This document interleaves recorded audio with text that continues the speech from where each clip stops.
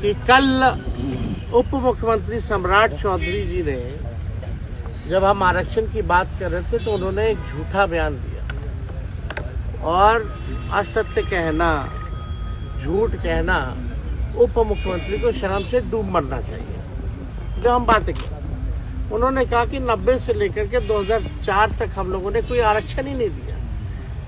इन लोगों तो सम्राट चौधरी जी हम ही लोग की ना पार्टी में थे।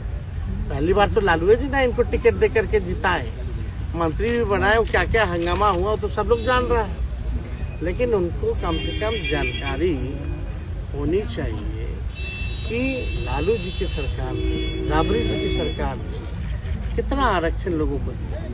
उनको इतिहास पता होना चाहिए। सबसे पहले जो आरक्षण जो है पिछड़े अति पिछड़ों का, आप देखिएगा, फैक्ट चेक कीजिएगा, तो 1978 में जन नायक कर्पूरी ठाकुर जी ने दिया था। पिछड़ों को 12% और अति पिछड़ों को 12% और पिछड़ी जातियों को 8% आरक्षण दिया था। और उस समय भाजपा के लोग क्या क्या नारा लगाते थे कर्पूरी जी के खिलाफ। आज सम्राट जी को याद है कि नहीं है? जरा पूछिएगा, फैक्ट चेक करके बोलना चाहिए। जब लालू जी जो है इसके मतलब 1978 के बाद 12 साल बाद लालू जी 1990 में जब मुख्यमंत्री बने, उन्होंने 12% जो अति पिछड़ों का आरक्षण था उसको 14% कर दिया। और ठीक उसके 10 साल बाद यानी 90 से 2000 में जब राबड़ी देवी जी प्रथम महिला मुख्यमंत्री जब मुख्यमंत्री बनी, झारखंड जब अलग हुआ, तो आप देखिएगा आरक्षण जो 14% जो अति पिछड़ों का था उसको बढ़ा करके 18% जो है करने का काम किया। और 2005 में आप देखिएगा कि सरकार हटने के बाद 2005 में नीतीश कुमार मुख्यमंत्री बने, उसके बाद से SC, ST, OBC आरक्षण की सीमा कभी नहीं बढ़ाई गई। और ठीक कब बढ़ा? जब हमारी 17 महीने की सरकार थी। तो ये जानकारी होनी चाहिए। हम लोगों ने 65% किया पिछड़ों का, अति पिछड़ों का।